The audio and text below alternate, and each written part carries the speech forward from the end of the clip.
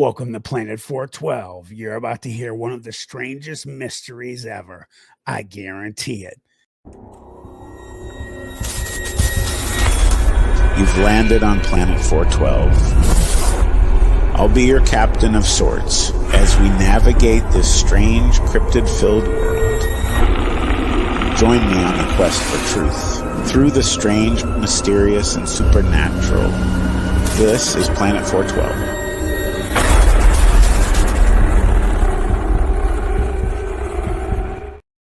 On the afternoon of June 6, 1980, a 56-year-old man named Ziggy Adamski, who everyone just called Ziggy, was having lunch inside of his modest brick house in Tingley, which is a small village in Yorkshire, England. Ziggy was sitting at the table with his wife Lottie and two relatives who had just arrived from Poland to visit. Ziggy was carefully going over his list that he had made of all the tasks that he had needed to complete for his goddaughter's wedding, which was happening the very next day. Ziggy seemed particularly stressed about the whole thing, especially the role in the wedding that he had. He was going to be walking his goddaughter down the aisle, and he prepared this speech that he'd been practicing over and over.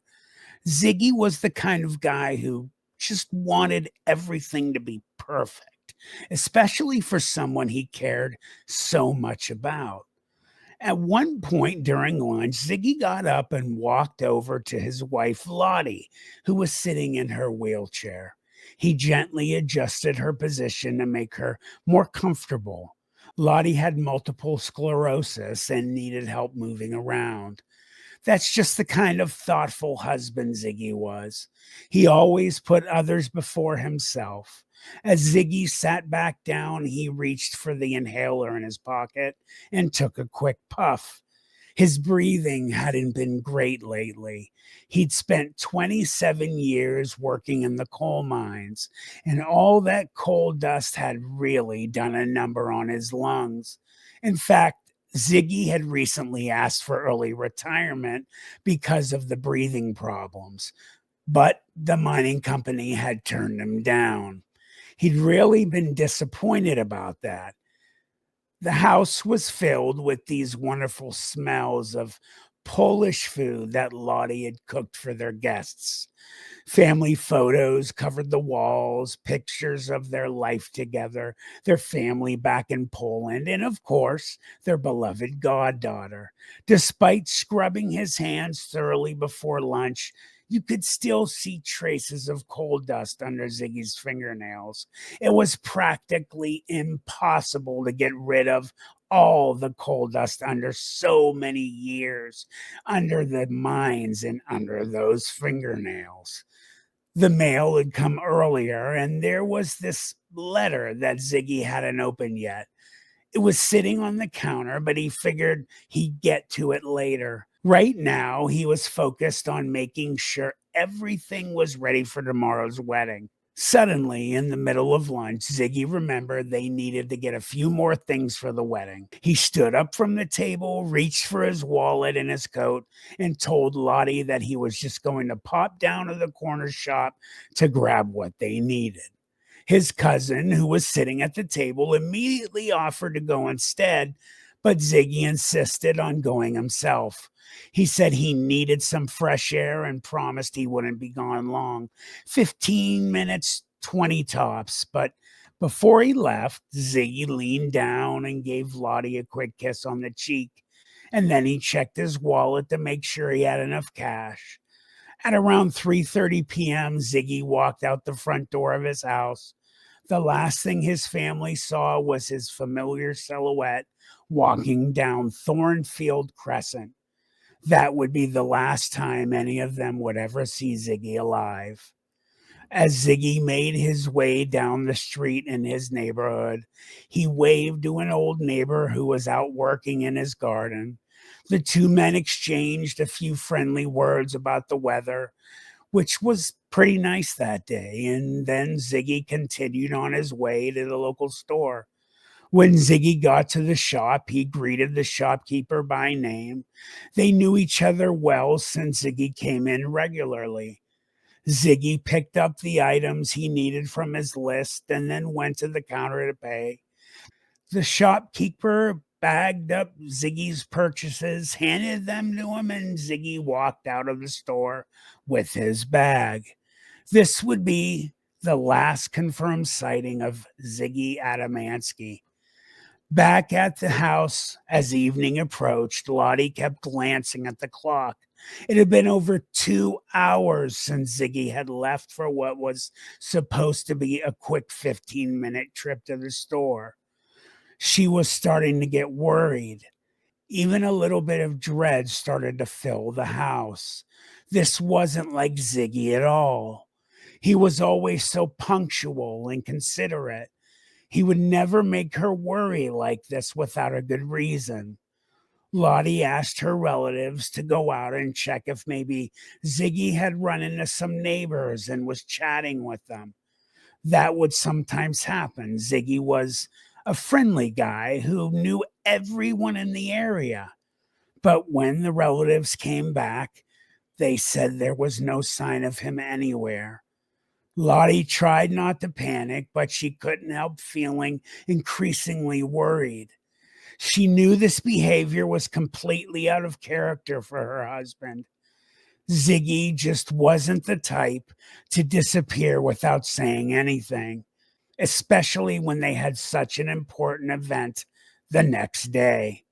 One of their neighbors who had a car offered to drive around looking for Ziggy, but after searching the entire area, there was still no sign of him. By nightfall, genuine fear had set in. Lottie's relatives tried to convince her to call the police.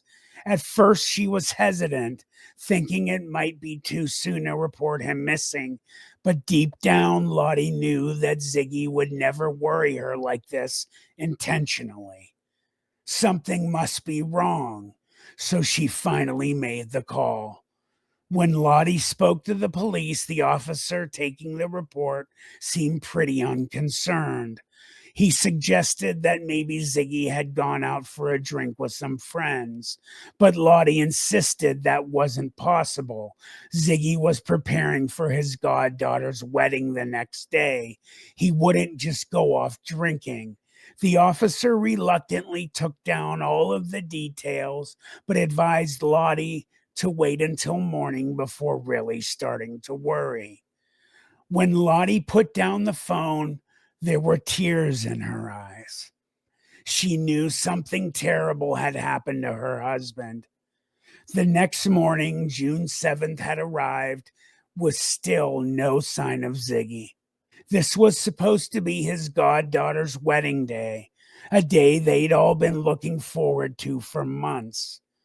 The family was completely torn between attending the wedding and continuing the search for Ziggy.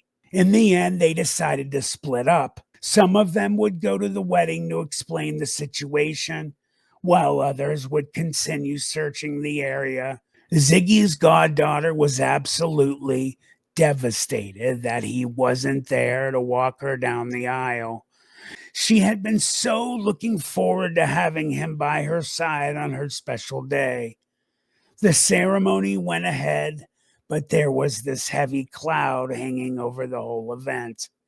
Nobody could really focus on celebrating when all they could really think about was where Ziggy might be. In the days following Ziggy's disappearance, the police finally started taking the case more seriously. Officers interviewed the shopkeeper, who confirmed that Ziggy had made his purchase normally that day. There were no signs that he was in any kind of distress, and nothing unusual about his behavior at all. The search for Ziggy was expanded to local hospitals and pubs, just in case. Ziggy's colleagues from the coal mine joined in the search efforts too. They checked abandoned mine shafts and wooded areas, places they thought Ziggy might have gone if he'd gotten confused or disoriented. Posters with Ziggy's photos started appearing all over town, but days passed with absolutely no trace of him. Meanwhile, the letter that had arrived the day Ziggy disappeared remained unopened on the table at home. On June 11th, 1980, 5 days after Ziggy had gone missing, the scene shifts to a small coal distribution yard near a town called Todmorden. A man named Trevor Parker was going about his workday loading coal for the second delivery shift. It was around 3:45 p.m. The coal yard was located down this isolated dirt track that would be pretty difficult for somebody to access on foot. It had been raining on and off throughout the day, and Trevor was busy checking the quality of a 10-foot high coal pile. He climbed up on top of the pile and was looking around when he suddenly noticed something unusual on top of another coal mound nearby. At first, Trevor thought it might be a discarded mannequin or maybe a large doll that someone had tossed up there, but as Trevor got closer, he realized with absolute horror that what he was looking at was actually a human body. Trevor scrambled down the coal pile and immediately called the police. A police constable named Alan Godfrey and his colleague Malcolm Hagley received the call. They drove out to the isolated coal yard, arriving around 4:45 p.m. The officers had to park their car and walk the final stretch to the yard because of how remote it was. It was still raining lightly, and they approached the coal pile. Trevor Parker met them outside, and he was visibly shaken by what he'd found. He pointed the officers toward the coal mound where he'd seen the body. Alan Godfrey and his colleague began climbing the wet, slippery coal to take a look. Godfrey reached the top first, and when he saw what was up there, he just froze. There was a man's body lying perfectly positioned on his back atop the coal pile. The man was wearing a dark suit jacket, but it was buttoned incorrectly, like someone had dressed him in a hurry or just didn't know how to button a jacket properly. There was no shirt underneath, just a white string vest. His pants were oddly unfashioned too, which just added to the strangeness of the whole scene. The man's face was frozen in an expression of absolute terror. His eyes were wide open, staring upward like he'd seen something horrifying in his final moments. As Godfrey examined the body more closely, he noticed several strange features.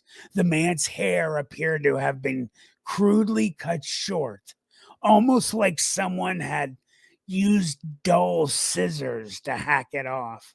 There were burns visible on the back of his head and neck, and a strange yellow-green substance covered a wound on his neck. But the most puzzling thing of all was that despite lying on the wet coal in the rain, there wasn't a single speck of coal dust on the man's clothes. It was as if he'd been carefully placed there rather than having climbed up himself. This made absolutely no sense to Godfrey. As Godfrey surveyed the surrounding area, his confusion only grew. The yard was completely fenced with only one entrance. The coal pile would have been difficult for anyone to climb, especially someone wearing formal clothing. There were no footprints visible in the coal leading up to the body, no personal effects like a wallet or watch, nothing. Godfrey tried to make sense of what he was seeing, but he couldn't. How did a body get placed on top of a coal pile without getting any coal dust on it? Who would choose such a public location to leave a body? Why was the man dressed so strangely with his clothes fashioned incorrectly? None of it added up. The officers checked recent missing persons reports and quickly identified the body as Zygmunt Adamski, the man who had gone missing from Tingley 5 days earlier. Godfrey realized that Tingley was approximately 30 miles away from Tom Morden, and no explanation for how he could have traveled this distance. The body was carefully removed from the pile, and forensic teams examined the scene. The coal yard yielded no clues about how Ziggy's body could have possibly arrived there. The coroner, a man named James Turnbull, performed the autopsy on Ziggy's body. He determined that Ziggy had died of a heart attack, but there were several bizarre inconsistencies that emerged during the examination. Despite being missing for 5 days, Ziggy only had 1 day's growth of beard. His stomach contained recently eaten food, suggesting he had a meal not long before his death. And that strange yellow green substance on his neck, they couldn't identify it. They sent samples to the Home Office laboratories for testing, but no match was ever found for this mysterious substance. No hospital in the region had treated anyone matching Ziggy's description during the time he was missing. There was simply no evidence of where Ziggy had spent those missing 5 days or what had happened to him during that time. The police investigated multiple theories. They looked into the possibility of a kidnapping gone wrong, or maybe a robbery since his wallet and watch were missing. They even looked into a family dispute involving a relative who had moved in with Ziggy and Lottie recently. But each lead was investigated and led absolutely nowhere. They still had no evidence of where Ziggy spent those 5 missing days, no witnesses to his movements after leaving the shop, nothing. The case was becoming increasingly baffling. Coroner James Turnbull would later state that it was the biggest mystery of his entire career. An open verdict was recorded at the inquest, meaning they couldn't determine exactly how Ziggy had died. Months passed after the discovery of Ziggy's body. Officer Alan Godfrey continued his police duties in Todd Morden.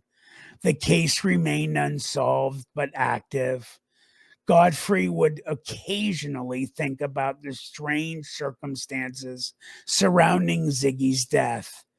The look of terror on Ziggy's face especially haunted him. But life and work continued as normal until the night everything changed for Godfrey too.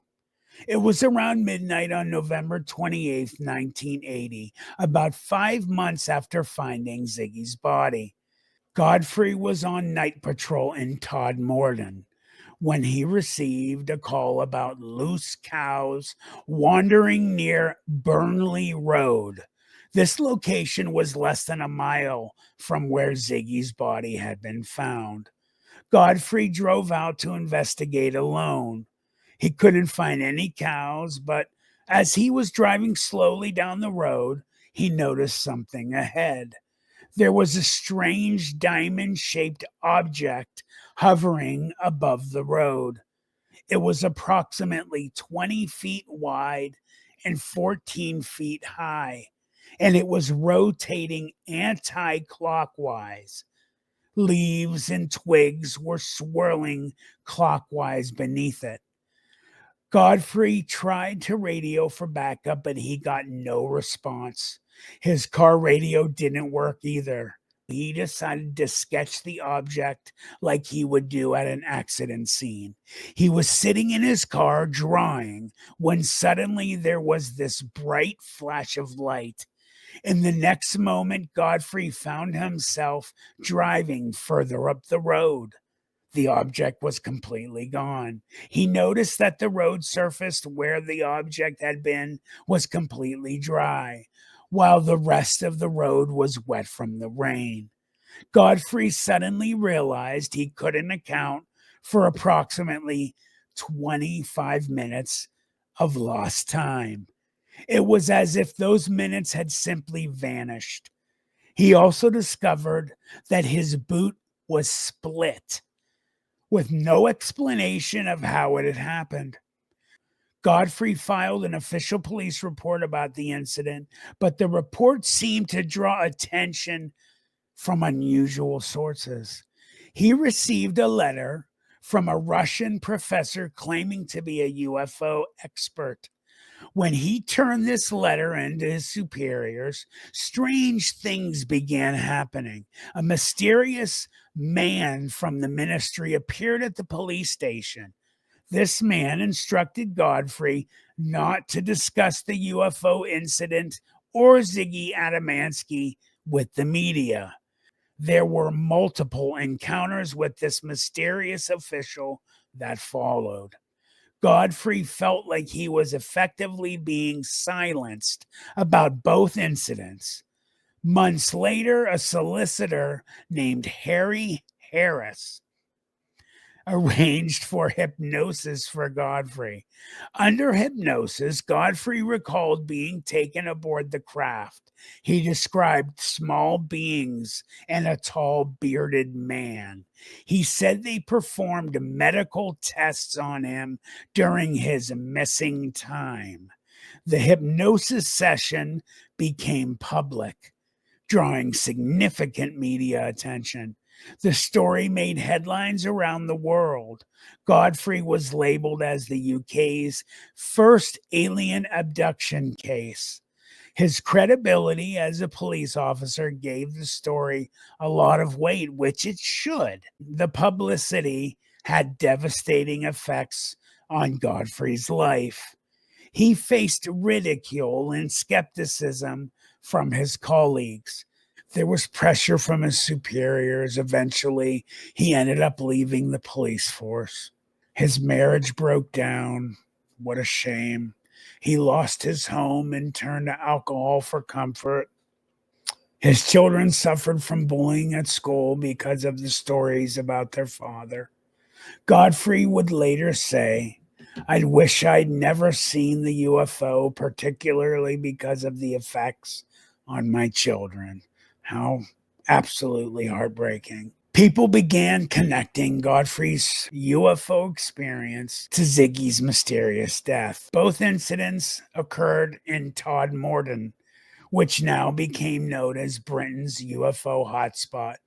The alien abduction theory for Ziggy started gaining traction. Some people thought this theory could explain the 5 missing days with only 1 day's beard growth, the unidentifiable substance on his neck, the strange burns, the look of terror on his face, and the impossibility of how his body had been placed on that coal pile. Godfrey himself said he couldn't rule out that someone or something had taken Ziggy. In 2008, UFO investigators revisited the case. They suggested that Ziggy might have been abducted by family members due to some kind of feud. But the police dismissed this theory, saying no family members were ever considered suspects in Ziggy's death. In 2017, Godfrey published a book about his experiences. By 2018, he partially walked back some of his statements, saying the hypnosis recall was probably merely a dream. But he remained convinced that something unexplainable had happened to both himself and Ziggy. Over the years, the British government released various UFO files to the public, but Godfrey noted that his case files remain classified. He said they've released all of the UFO files now, haven't they? They've never released mine. Why? What are they hiding? Perhaps the most chilling detail of this whole story emerged much later. That letter that had arrived the day after Ziggy disappeared, the one that sat unopened on the table, it contained the approval of his early retirement application. Had Ziggy returned home that day, he would have received the news he'd been hoping for. After months of lung problems and fighting with the mine owners, he finally won. But he never got to know it. Whatever happened during those 5 missing days, Ziggy was just one day away from the beginning of his peaceful retirement. Instead, he became one of Britain's most enduring mysteries. More than 4 decades later, both cases remain unexplained. What do you guys think about this incredible story? Give me your opinions in the comments. As always, send me your emails if you have any experiences that you want to share on Planet 412. Thanks for watching today, everybody. Get ready for the next video. So much for tuning in. Don't forget to like and subscribe, as it greatly helps out the channel. I'll see you next time on Planet 412. Hey, Planet 412, 2025 is going to be gigantic for the 412. All kinds of new formats and huge things are in store. What am I talking about? You'll find out. But one thing's going to happen for sure. This guy's going to be in a new documentary on ETS, Exposing the Strange, directed by David Wolf. Well, David Wolf was just on a live stream not too long ago on Planet 412. You guys probably saw it. If you haven't, check it out.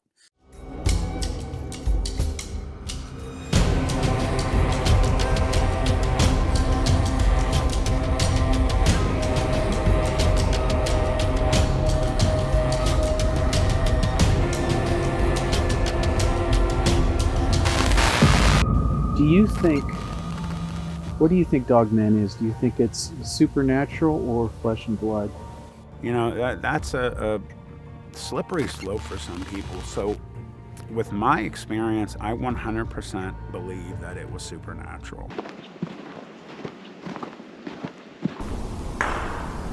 We just heard a rock clack right over here.